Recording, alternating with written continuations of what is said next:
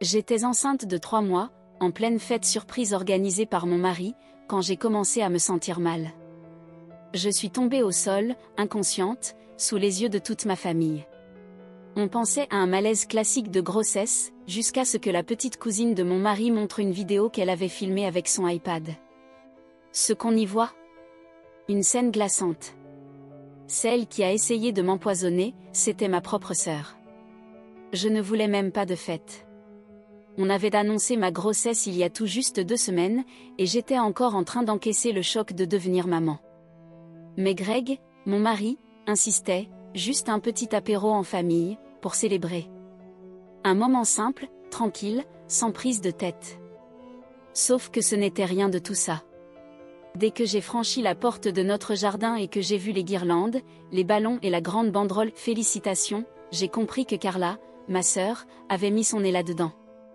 Elle n'aurait jamais laissé passer une occasion de se faire remarquer, même si ce n'était pas son moment à elle. Elle était là, en robe rouge pétante, au milieu des cousins de Greg, riant bruyamment, une coupe de vin à la main alors qu'elle sortait à peine d'une cure de désintox. « C'est du sans alcool », m'a-t-elle balancé en croisant mon regard. « Détends-toi. » J'ai laissé passer. Pour Greg. On a passé les premières minutes à dire bonjour à tout le monde. Ma mère n'arrêtait pas de pleurer, comme d'habitude, et la tante de Greg avait préparé un plateau de ses biscuits faits maison. L'ambiance semblait normale. C'est justement ça qui m'a mise mal à l'aise. Au moment du repas, j'ai commencé à me sentir bizarre. Étourdie. Un peu nauséeuse, mais pas comme les nausées matinales que je connaissais déjà. Je me suis assise à la table de la terrasse et j'ai essayé de boire un peu d'eau. C'est là que Carla est arrivée, un verre à la main. « Un truc pour te calmer l'estomac », m'a-t-elle dit en me tendant une boisson rose pâle. Quand j'étais enceinte, j'étais tout le temps malade. Fais-moi confiance. Je n'en voulais pas. Mais tout le monde regardait, et elle avait ce sourire faux, presque maternel, comme si on avait toujours été proches. J'ai pris une gorgée. C'était amer. Mais j'ai souri. 10 minutes plus tard, j'étais par terre. Les gens criaient. Greg s'est précipité vers moi. Quelqu'un a appelé les secours. Je ne pouvais presque plus bouger les bras. J'essayais de parler, mais rien ne sortait. Ma mère sanglotait dans ses mains. Les pompiers sont arrivés vite. Ils m'ont emmenée avant même que je réalise ce qui se passait. Depuis l'ambulance, j'ai vu Carla. Elle avait l'air inquiète, mais pas choquée. À l'hôpital, ils ont fait des tests. Tension, sang, électrolytes. Puis, analyse toxicologique. Ils ont trouvé quelque chose. Le médecin n'a pas utilisé le mot « poison ». Pas tout de suite. Il a juste demandé ce que j'avais mangé et bu. Greg a parlé de la boisson rose de Carla. Je n'oublierai jamais le regard du médecin. Mais le vrai déclic est venu de Becca, la petite cousine de Greg. Elle a 11 ans, et elle filme tout avec son iPad. Apparemment, elle avait enregistré des bouts de la fête. Elle avait capté quelque chose. 2 jours plus tard, Greg est entré dans ma chambre d'hôpital, les yeux rouges, les mains tremblantes. Il m'a dit, « Tu dois voir ça. » Il m'a tendu l'iPad. Ce que j'ai vu m'a glacé. Carla, dans notre cuisine. Elle versait un liquide sombre d'une bouteille dans le blender. Elle a regardé 2 fois derrière elle. Puis elle a ajouté des fraises, des glaçons et du lait d'amande. Sur le verre, elle a collé un post-it, pour Ava. C'était mon prénom. Je me suis tournée vers Greg. Elle est où? Il a baissé les yeux. Parti.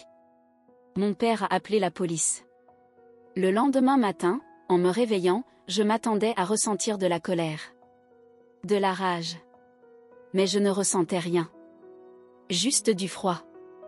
La chambre d'hôpital était silencieuse, baignée d'une lumière grise filtrée par les stores à moitié fermés.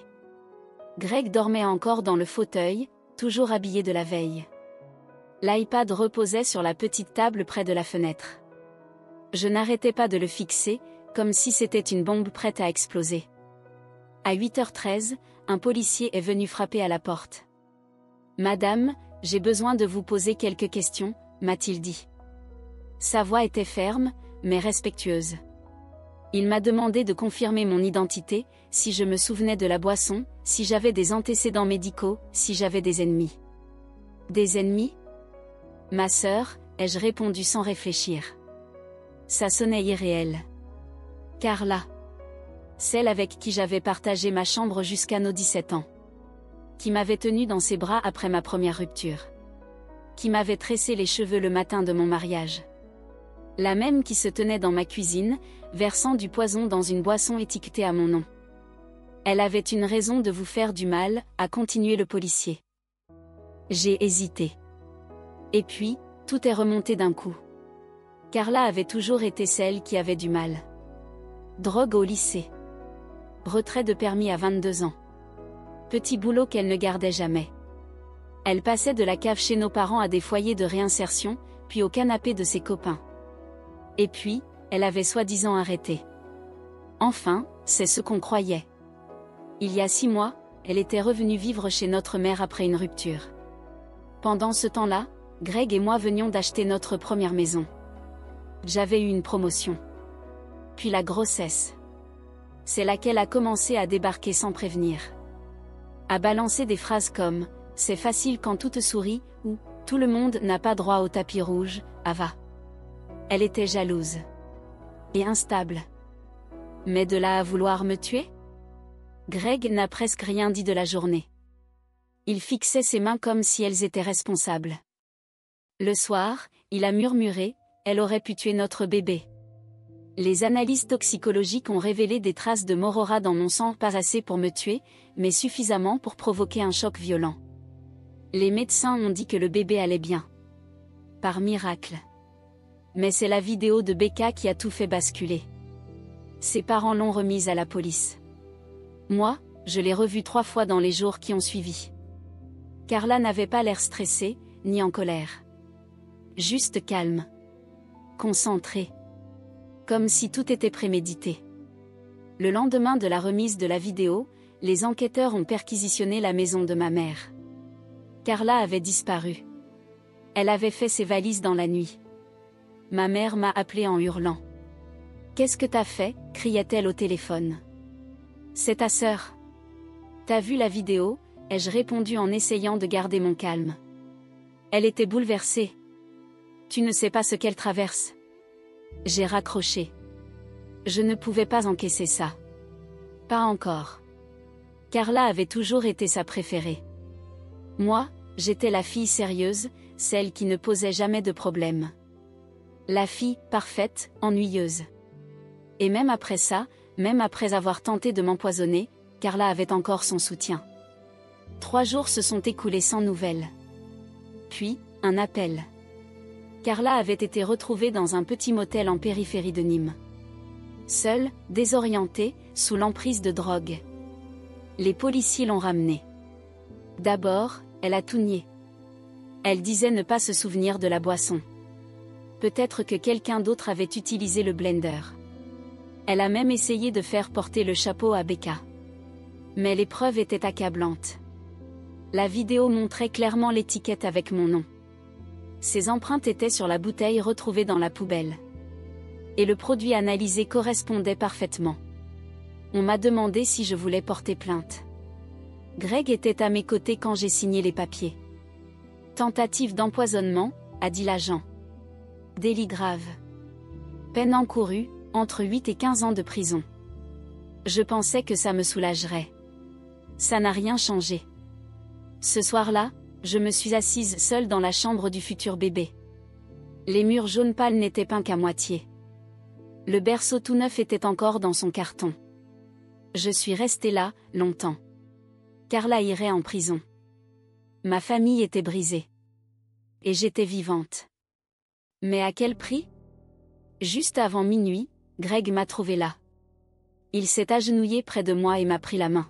« On va s'en sortir » a-t-il murmuré. Et je l'ai cru. Juste un instant. Mais au fond de moi, je savais que la vraie tempête ne faisait que commencer. Le procès n'aurait jamais dû avancer aussi vite.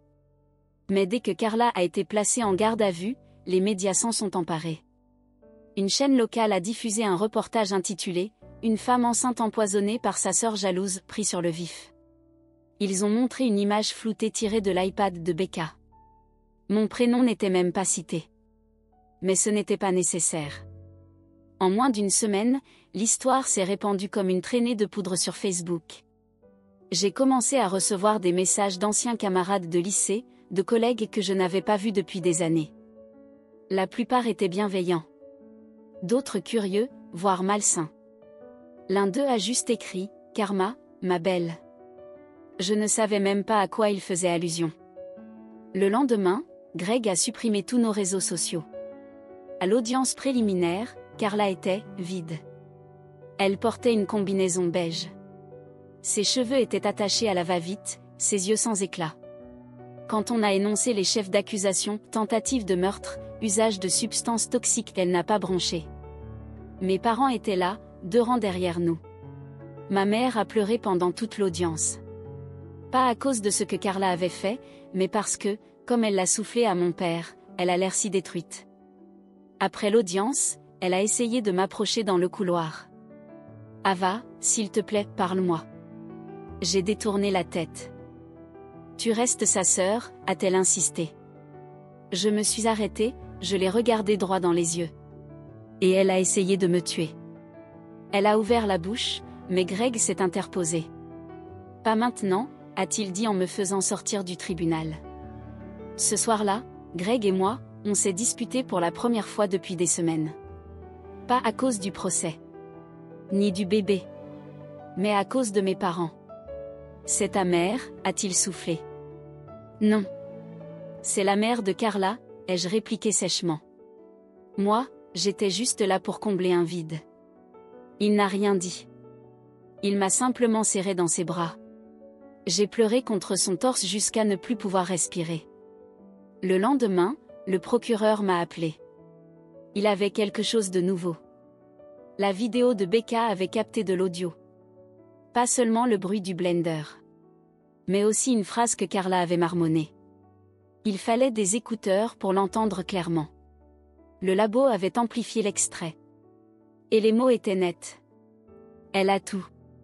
On va voir si elle aime encore être la préférée maintenant. Je l'ai écoutée 3 fois. Et chaque fois, c'était pire. Ce n'était pas un coup de folie.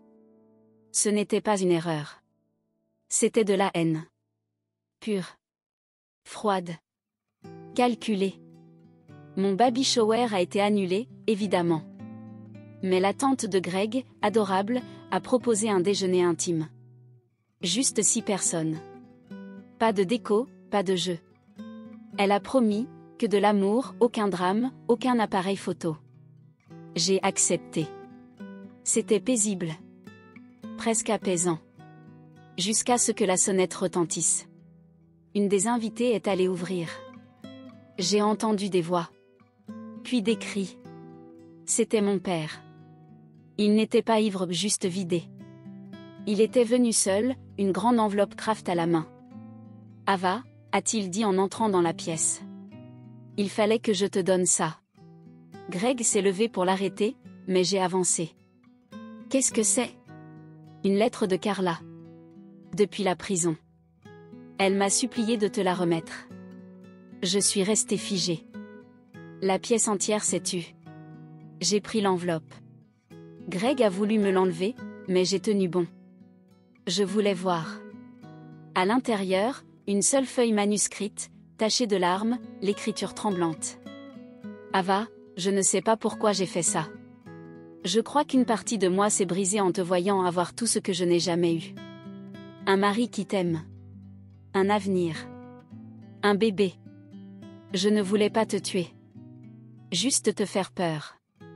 Ça sonne encore pire, hein? Je sais que j'ai tout gâché. Je sais que j'ai besoin d'aide. Mais je t'aime. Je t'aime vraiment. Peut-être qu'un jour, quand tout ça sera fini, on pourra reparler. Ne me déteste pas pour toujours. Carla. Je l'ai lu une fois. Puis une deuxième. Ensuite, je l'ai plié lentement et tendu à mon père. Dis-lui que je ne lui parlerai plus jamais. Il a voulu répondre, mais je suis sortie de la pièce. Derrière moi, j'ai entendu Greg dire Tu n'aurais jamais dû venir. La date du procès a été fixée 2 semaines plus tard. Carla a plaidé coupable pour des chefs d'accusation moindres, mise en danger délibéré d'autrui et possession de substances toxiques, espérant une peine réduite. Elle a écopé de 7 ans. Minimum 4 avec bonne conduite. Je n'ai pas assisté au verdict. Je l'ai regardé en direct depuis chez nous, une main posée sur mon ventre, l'autre serrant celle de Greg. Quand le juge a frappé de son marteau, je n'ai rien ressenti. Ni victoire. Ni soulagement. Juste une confirmation amère de ce que j'avais toujours redouté au fond de moi à propos de Carla. Le bébé a donné son premier coup cette nuit-là. Et c'est la première fois que j'ai pleuré de joie depuis des mois. Mais je savais que les cicatrices laissées par Carla ne s'effaceraient pas parce qu'elle était en prison. Et la question qui me hante encore, c'est, jusqu'où serait-elle allée si Becca n'avait pas appuyé sur enregistrer ? 3 mois plus tard, j'ai accouché d'une petite fille. On l'a appelée Lila. Greg a pleuré avant moi, de grosses larmes silencieuses, en la tenant pour la première fois. J'étais épuisée, vidée de toutes mes émotions, mais quand on me l'a posée sur la poitrine, le monde s'est arrêté. Pour la première fois depuis l'empoisonnement, depuis l'arrestation de Carla, depuis tout, mon esprit s'est apaisé. Plus de tribunal. Plus d'avocats. Plus de regards en coin. Juste elle. Lila. On n'a pas prévenu mes parents. Je ne voulais pas qu'ils viennent à la maternité. Je ne leur avais plus parlé depuis ce fameux déjeuner, et Greg a respecté mon choix. Mais ils ont fini par l'apprendre. Un des cousins de Greg a posté une photo sur Facebook. Lila dans une couverture rose, Greg m'embrassant sur le front. C'était censé rester privé. Quelqu'un l'a partagé. Ce soir-là, ma mère m'a envoyé un message. Elle est magnifique. Je veux la voir. S'il te plaît, Ava. Je suis restée 1 heure à fixer l'écran. Puis j'ai éteint mon téléphone. 3 jours plus tard, un bouquet est arrivé à la maison. Sans carte. Mais je savais d'où il venait. Il avait la même odeur que le parfum bon marché que ma mère portait quand j'étais enfant. Je l'ai jeté. Lila m'a maintenue à flot pendant ces semaines sans sommeil. Ses pleurs étaient les seuls sons en qui j'avais confiance. Quand elle me regardait avec ses grands yeux curieux, c'était comme si le passé n'existait pas. Ce qui comptait, c'était que je sois là. Mais Greg s'éloignait. Il était retourné au travail plus tôt que prévu. Il rentrait tard. Ne parlait plus de Carla, ni du procès, ni de rien en rapport avec tout ça. Quand je lui demandais ce qui n'allait pas, il se contentait de dire « Je suis juste fatigué ». Mais ce n'était pas vrai. Une nuit, vers 2 heures du matin, je l'ai trouvée seule dans la chambre de Lila. Elle venait de s'endormir, mais lui berçait encore le fauteuil, les poings serrés. « Elle a essayé de te tuer », a-t-il murmuré. J'aurais dû le voir venir. Je l'ai laissé entrer chez nous, Ava. Je t'ai laissé boire ce verre. Je me suis assise à côté de lui et j'ai pris sa main. Elle a trompé tout le monde. Non, a-t-il soufflé. Pas toi. Tu savais que quelque chose clochait. Tu l'as dit. Et moi, j'ai rigolé. Il n'y avait rien que je puisse dire pour effacer cette culpabilité. Alors j'ai simplement serré sa main plus fort, en espérant que ça suffise. 2 semaines plus tard, une nouvelle lettre est arrivée. Cette fois, directement de Carla. Elle avait réussi à obtenir du papier et une enveloppe en prison. L'adresse de retour indiquait un établissement pénitentiaire du département. L'écriture était toujours la même, tremblante, irrégulière. Je ne voulais pas la lire. Greg, si. Il l'a ouverte dans la cuisine pendant que je berçais Lila près de la fenêtre. J'ai observé son visage en silence. Sa mâchoire s'est tendue. Puis il a replié la feuille et l'a rangée dans un tiroir. « Qu'est-ce qu'elle dit ?» ai-je demandé. « Elle accuse ta mère », a-t-il répondu. « Quoi ?» Elle dit que ta mère a nourri sa jalousie.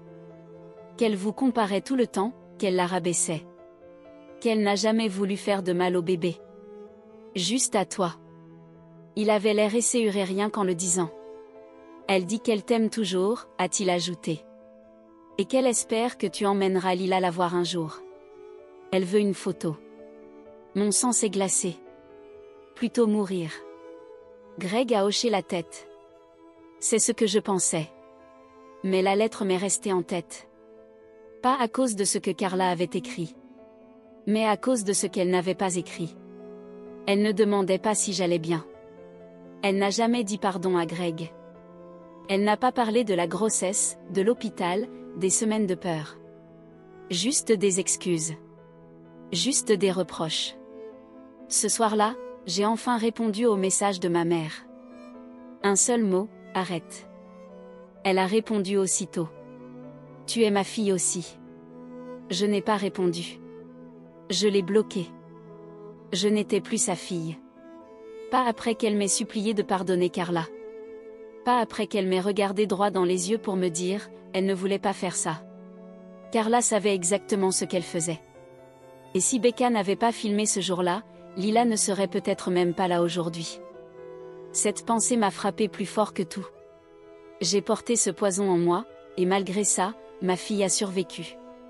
Mais je ne laisserai jamais le passé l'atteindre. Jamais l'ombre de Carla ne viendra effleurer son berceau. Jamais. 6 mois ont passé. Lila rampait partout, babillait sans arrêt, attrapait tout ce qui passait à sa portée. Elle adorait fixer les ventilateurs au plafond et détestait qu'on lui mette des chaussettes. Chaque matin, même lessivée, je souriais en la voyant agripper le bord de son berceau avec ses petits doigts. Greg allait mieux aussi. Ses cernes s'étaient estompées. Il riait davantage. Il se liait enfin avec Lila, grimace ridicule, berceuse faume et pleine d'amour. On guérissait. Jusqu'à ce que l'enveloppe arrive. Elle ne venait pas de Carla. Pas cette fois.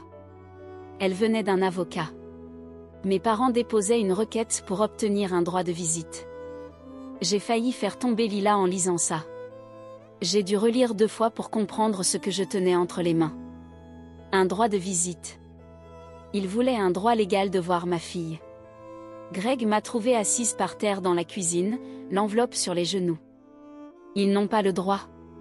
Murmurai-je. Ils peuvent pas faire ça. Il a lu la lettre. Il est resté figé presque 1 minute entière. Puis il a dit, ils sont malades. Et c'était le cas.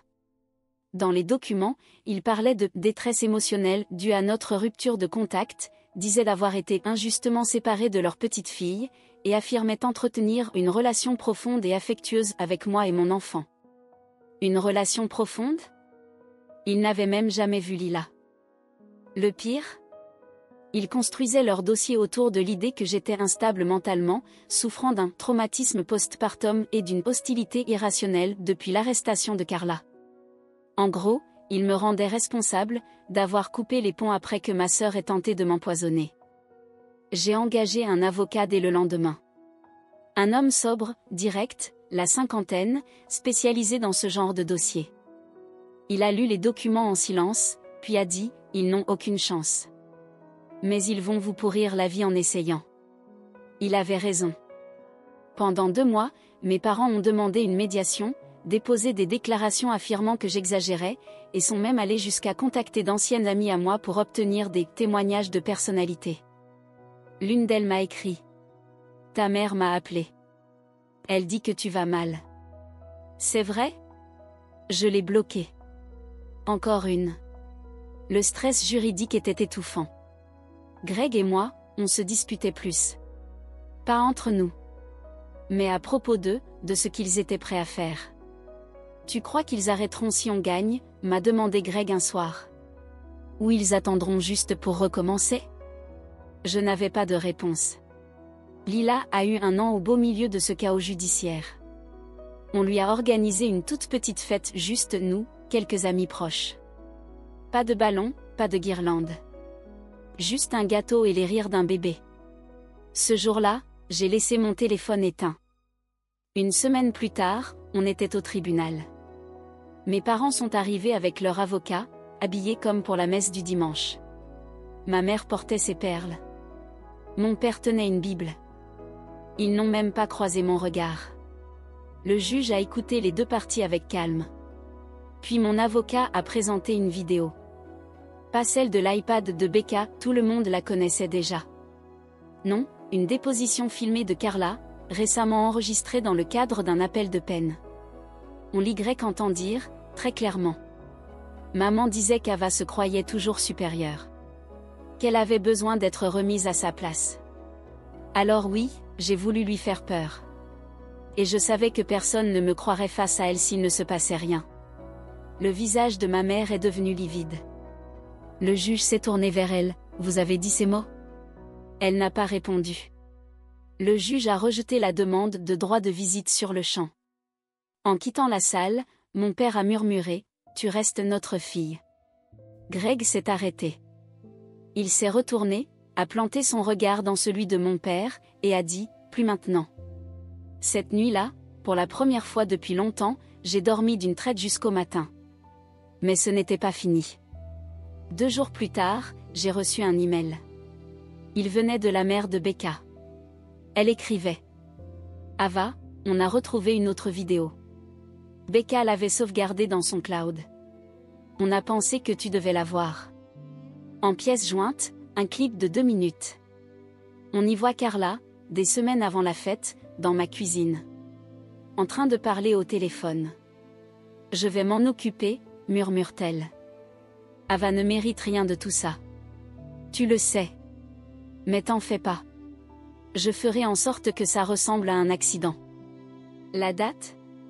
10 jours avant l'empoisonnement. Tout était prémédité. Et elle ne parlait pas toute seule. Elle parlait à quelqu'un d'autre.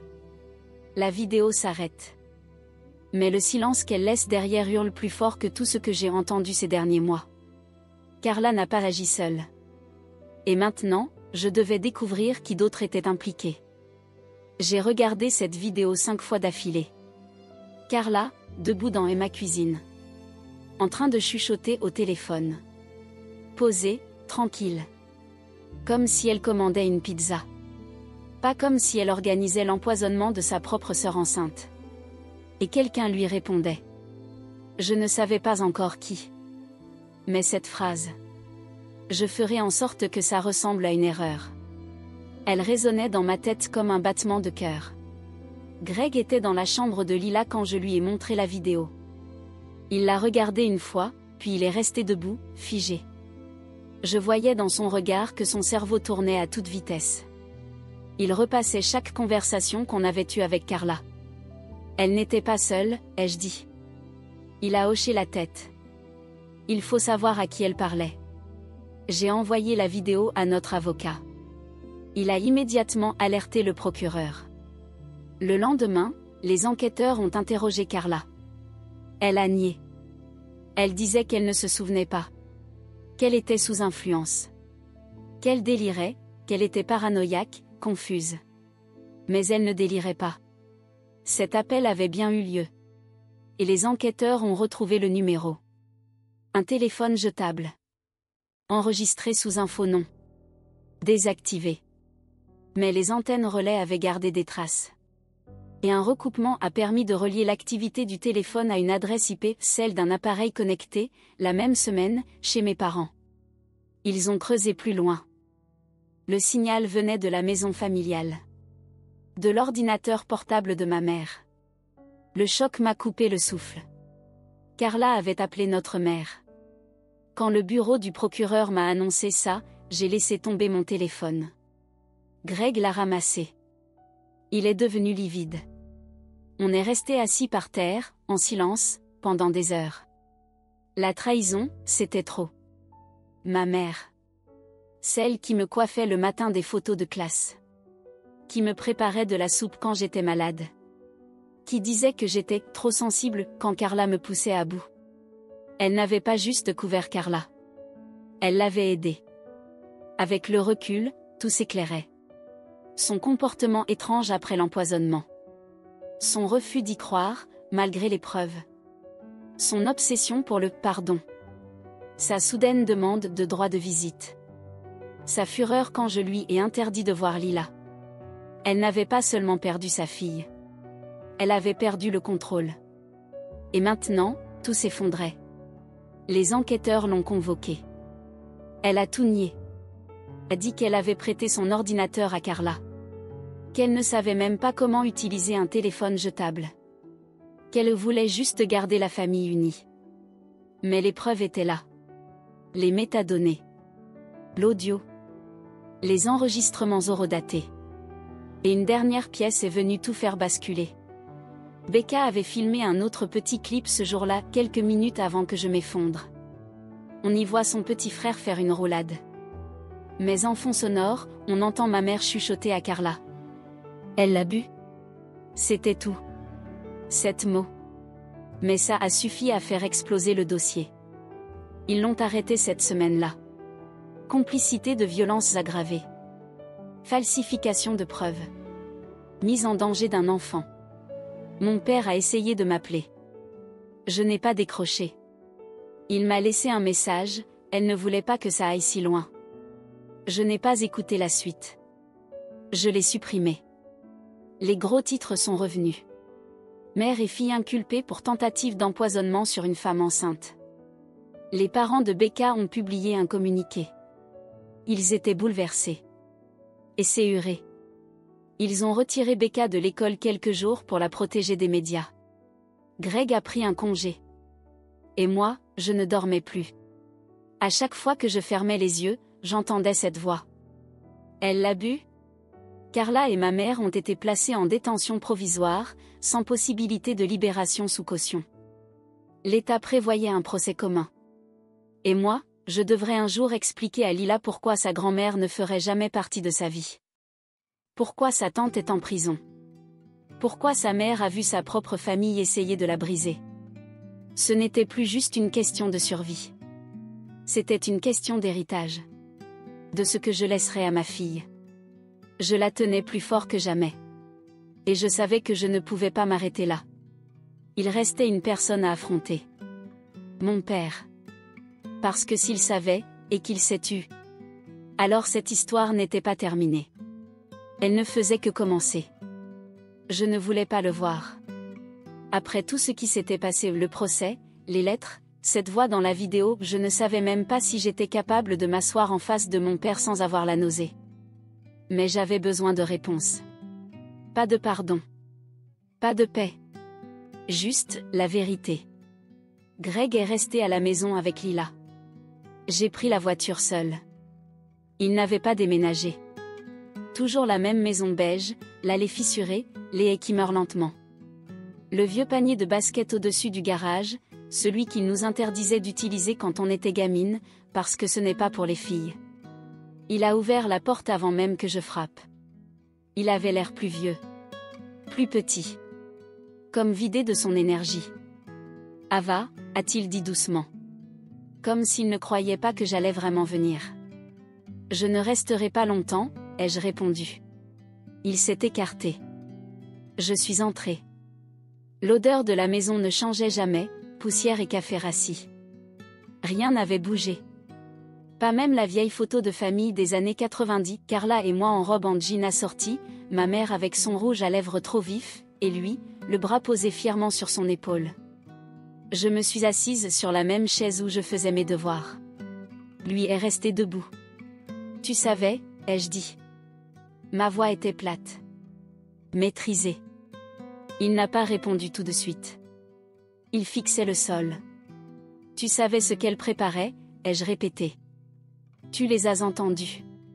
Tu as vu les signes. Et tu n'as rien fait. Il a fini par parler. Je ne pensais pas qu'elle irait jusqu'au bout. Je l'ai fixée. Tu l'as entendu chuchoter, elle l'a bu. Et tu as cru que c'était une blague? Il a secoué la tête, lentement. Cette phrase, je ne l'ai entendue que dans la vidéo de Becca. Mais tu l'as vue, Carla. Dans la cuisine. Avec cette bouteille. Je croyais que c'était des compléments alimentaires. Tu savais qu'elle me détestait. Il a levé les yeux. Elle était jalouse. Pas mauvaise. J'ai ri. Un rire sec, amer.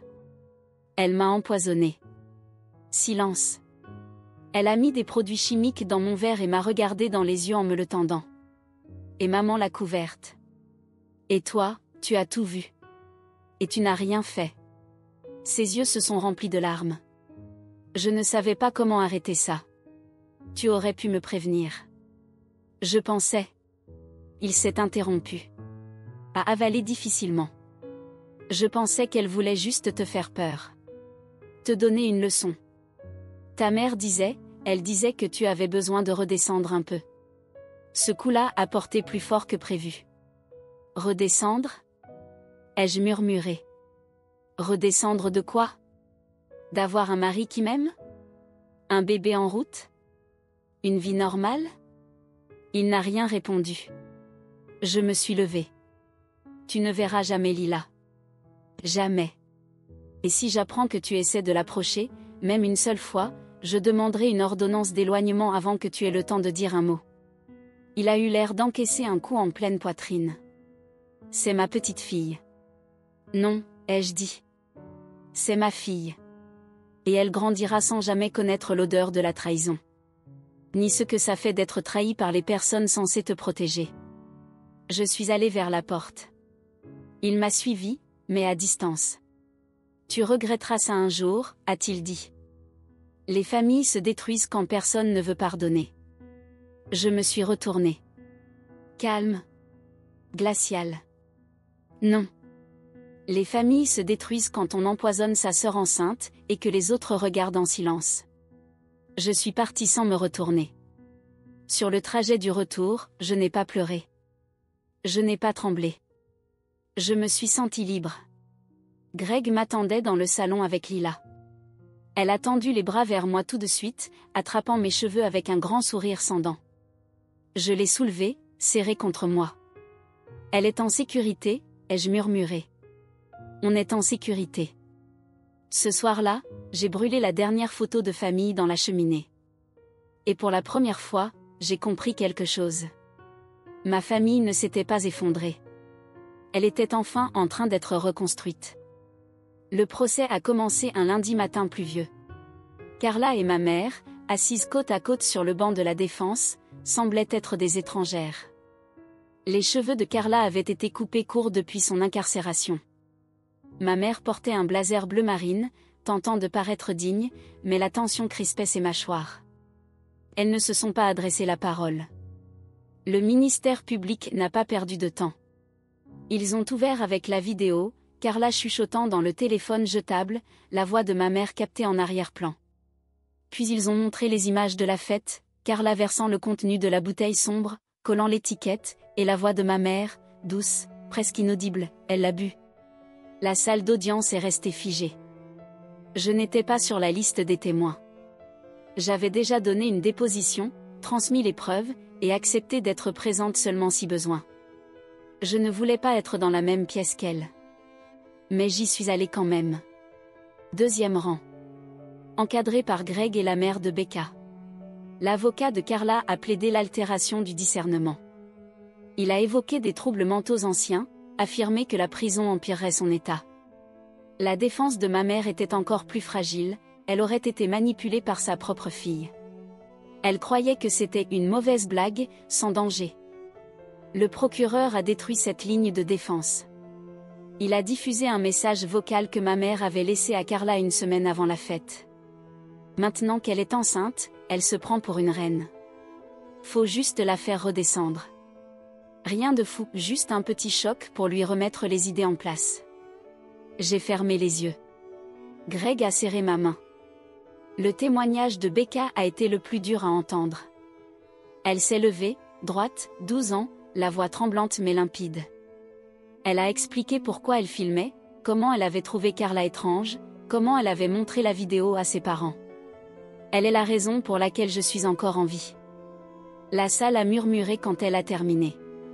Dehors, les journalistes attendaient comme des vautours. On les a évités. Mon avocat m'avait prévenu, laisse les preuves parler. Le procès a duré 6 jours. Le dernier jour, Carla a témoigné. Elle a regardé directement les jurés. Je ne voulais pas la tuer. Je voulais juste qu'elle ressente ce que je ressens. Je me suis dit que si elle tombait malade, si elle luttait un peu, peut-être qu'elle comprendrait enfin ce que ça fait de n'avoir rien. Puis elle a tourné les yeux vers moi. Et je suis désolée. Vraiment. J'ai pas réfléchi. C'était la chose la plus proche d'un aveu qu'elle ait faite. Mais ce n'était pas suffisant. Ma mère, elle, n'a jamais témoigné. Elle est restée muette, espérant ne pas s'enfoncer davantage. Ça n'a servi à rien. Le jury a délibéré pendant 5 heures. Coupable. Sur tous les chefs d'accusation. Carla, 8 ans de prison ferme, sans libération avant 6. Ma mère, 5 ans, avec possibilité de libération après 2 ans et demi. La salle n'a pas explosé. Pas de cris. Pas de larmes. Juste ce silence épais. Celui de la justice qui s'abat. Greg et moi sommes sortis sous un soleil inattendu, la pluie s'était dissipée et pour la première fois depuis des années, j'ai ressenti quelque chose de nouveau. Léger. Pas de joie. Pas de triomphe. Juste, une absence de poids. Becca a couru vers moi. Sa mère a hoché la tête, discrètement. Je me suis accroupie pour l'enlacer. « Tu m'as sauvé la vie », ai-je murmuré. Elle m'a serré plus fort. Je voulais juste pas que le bébé soit blessé. Plus tard dans la semaine, Greg et moi avons organisé un petit dîner. Juste nos proches. Pas de caméra, pas de journalistes. Becca et ses parents étaient là. Les cousins de Greg aussi. On a ri. Pour la première fois depuis des mois. Personne n'a évoqué le procès. Lila, dans sa chaise haute, riait en tapant sur son plateau et en balançant des petits pois partout. Et à ce moment-là, entouré de gens qui avaient choisi de nous aimer, j'ai compris quelque chose de puissant. On n'a pas besoin du sang pour construire une famille. On a besoin de confiance. De protection. De gens qui se battent pour nous. Pas contre nous. Et ça, je l'avais enfin. Mais il restait encore une pièce du puzzle. Parce qu'une semaine après le verdict, j'ai reçu une lettre. Pas d'adresse d'expéditeur. Juste une phrase, écrite de la main de ma mère. Nous n'étions pas que 2. Cette nuit-là, je n'ai pas dormi. Parce que j'ai enfin compris ce que ça voulait dire. Il y avait quelqu'un d'autre. Quelqu'un qu'on n'avait pas encore découvert. Je suis restée 2 heures à fixer cette lettre. Nous n'étions pas que 2. L'écriture était reconnaissable entre mille, celle de ma mère, penchée, régulière, élégante. Aucune signature. Aucun prénom. Aucune explication. Juste ces 8 mots. Et une angoisse sourde, poisseuse, qui s'est glissée sous ma peau pour ne plus en sortir. Greg ne voulait pas que je creuse. Laisse tomber, disait-il. C'est fini. Elles sont en prison. On est en sécurité maintenant. Mais moi, je ne pouvais pas. Parce que si quelqu'un d'autre était impliqué, quelqu'un toujours dehors, alors on n'était pas en sécurité. Pas vraiment. Et surtout pas pour Lila. Le lendemain matin, j'ai apporté la lettre au bureau du procureur. Ils l'ont fait passer en expertise graphologique, correspondance confirmée avec d'autres écrits de ma mère. Mais le contenu ? Trop vague. Aucun nom. Aucun contexte. Rien d'exploitable. Pourtant, un enquêteur, le lieutenant Warren, celui qui avait mené l'affaire Carla, m'a prise au sérieux. Soit elle veut semer le doute, soit elle dit la vérité. Dans les 2 cas, on gratte. Et ils ont gratté. Ils ont repris tout, messages, mais, relevés bancaires. Ils ont recroisé les appels émis depuis le téléphone jetable de Carla, même si la plupart avaient été effacés. Et là, quelque chose d'étrange est ressorti. 3 semaines avant l'empoisonnement, Carla avait reçu un virement de 3 000 €. La ligne bancaire indiquait « remboursement ». L'origine ? Un chèque émis par une petite société immobilière basée à Montpellier. Nom de l'entreprise ? Eleanor Beck. Je me suis figée. Eleanor, c'était notre cousine. Du côté de ma mère. On n'était jamais vraiment proches, mais elle était là à toutes les fêtes de famille. Tous les Noëls. Et elle était à cette fameuse fête. Je me souvenais l'avoir vue près de la table des boissons. À rire. À enlacer Carla. À me regarder. Je me souvenais aussi de son sourire quand j'ai dit que je ne me sentais pas bien. Je n'y avais jamais pensé. Jusqu'à maintenant. Les enquêteurs ont obtenu ces relevés. Ils ont trouvé 2 autres paiements, cette fois via un compte Venmo envoyé à Carla. Description codée, un verre de vin. Une seringue. Les preuves n'étaient pas directes, mais assez sérieuses pour la convoquer. Eleanor a pris un avocat immédiatement. Elle a prétendu ne rien savoir de ce que Carla avait fait. Que l'argent servait à un projet qui n'avait pas abouti.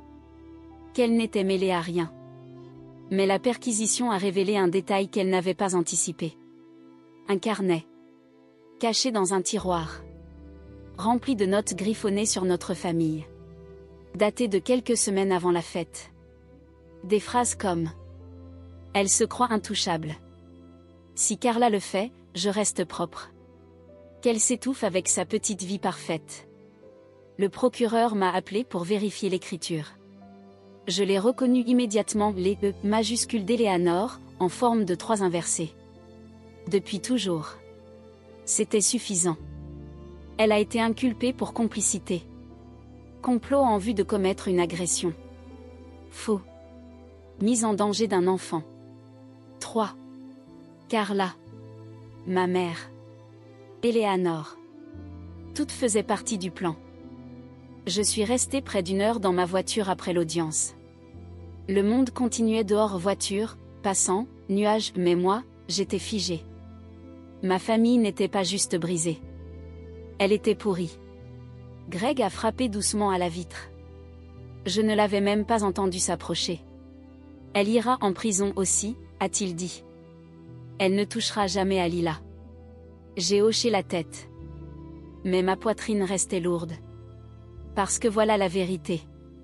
Ce n'était pas juste un crime. C'était de la haine. Elles n'ont pas essayé de me voler. Ni de faire du mal à Greg. Ni de prendre quelque chose de matériel. Elles ont voulu me détruire.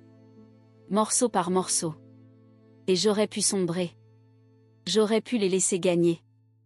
Mais il y avait Lila. Ce soir-là, je l'ai gardée contre moi plus longtemps que d'habitude. Elle a attrapé mon collier, baragouiné des syllabes incompréhensibles, puis s'est endormie contre ma poitrine. Elle ne saura peut-être jamais ce qu'elle a survécu. Ni la noirceur dans laquelle elle est née. Mais elle saura une chose, sa mère n'a jamais laissé cette noirceur gagner. Et en éteignant la lumière, une pensée m'a traversée, glaciale. Si elles étaient prêtes à aller aussi loin. Qu'est-ce qui se serait passé si elles avaient réussi? Eleanor a passé un accord. Elle a tout avoué en échange d'une peine réduite, 4 ans de prison, libérable au bout de 2. Dans sa déclaration, elle a confirmé ce que je soupçonnais depuis le début, c'est elle qui avait soufflé l'idée à Carla, semé la graine, présenté le tout comme un électrochoc pour me remettre à ma place. Elle avait fourni l'argent, le téléphone jetable, et même proposé le poison, un vieux fil Reddit où il était question de produits chimiques en faible dose, pas mortels, mais assez puissants pour provoquer une hospitalisation. Elle ne voulait pas me tuer. Juste me briser. Eleanor a reconnu avoir agi par rancune. Ma mère avait toujours préféré Carla, mais Eleanor? Elle me détestait en silence. Elle disait que j'étais chanceuse, pourri gâtée, celle qui s'en sortait toujours. Je l'appelais cousine. Maintenant, elle n'est plus qu'une ligne dans un procès-verbal. Après cette 3e condamnation, les médias ont décroché. L'attention est retombée. Nos téléphones ont arrêté de vibrer. Mais à l'intérieur de notre maison, les débris flottaient encore. Pendant longtemps, j'ai regardé par-dessus mon épaule. Au supermarché. À la crèche. À chaque feu rouge. J'attendais la prochaine trahison. Mais elle n'est jamais venue. Il n'y a eu que le temps. Et peu à peu, la peur s'est déposée. Comme une fine poussière. Toujours là. Mais plus aveuglante. 6 mois plus tard, Greg et moi avons déménagé. Une petite maison, un grand jardin, aucun souvenir accroché au mur. Lila a fait ses premiers vrais pas ici. A dit sa première phrase complète ici. Elle est en sécurité, maman. J'ai fondu en larmes quand elle l'a dit. Elle ne comprenait pas le sens. Mais moi, si. Pour ces 2 ans, le feu en moi s'était éteint. Pas ma force. Ni ma capacité à survivre. Mais la rage. Je n'étais plus en colère. J'étais libérée. Ma psy appelle ça la clarté post-traumatique. Ce moment où ton histoire cesse de te définir et commence à t'éclairer. Je n'ai pas survécu à cause de ce qu'elles m'ont fait. J'ai survécu malgré elles. Et chaque jour, je dois encore choisir d'avancer. Je ne suis jamais allée voir Carla en prison. Je n'ai répondu à aucune lettre. Elle continue d'en envoyer tous les quelques mois, remplis de rêves, de délires, de pseudo-remords. Je les brûle toutes. Ma mère? Silence total depuis le procès. Elle pourra demander une libération conditionnelle l'année prochaine. Parfois, dans mes moments de faiblesse, je me demande si elle tentera de revoir Lila. Puis je me rappelle cette voix. Elle l'a bu? Non. Elle ne la verra jamais. Elle ne me reverra jamais non plus. Eleanor a essayé d'écrire, elle aussi. Une seule fois. La lettre n'a jamais dépassé la boîte aux lettres. Greg a vu l'expéditeur, l'a glissée dans le broyeur sans même l'ouvrir. Je n'ai jamais demandé ce qu'elle disait. Je m'en moque. Parce que voici la vérité, ma fille ne connaîtra jamais ces femmes. Ni comme famille. Ni comme souvenir. Ni même comme nom. Elle connaîtra le rire. Les histoires du soir. Les balades au parc.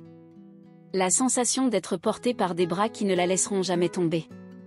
Elle connaîtra l'amour pas sa contrefaçon déguisée en inquiétude. Et si un jour elle me regarde dans les yeux pour me demander « Maman, qu'est-ce qu'il est arrivé à ta sœur ?» Je lui dirai la vérité.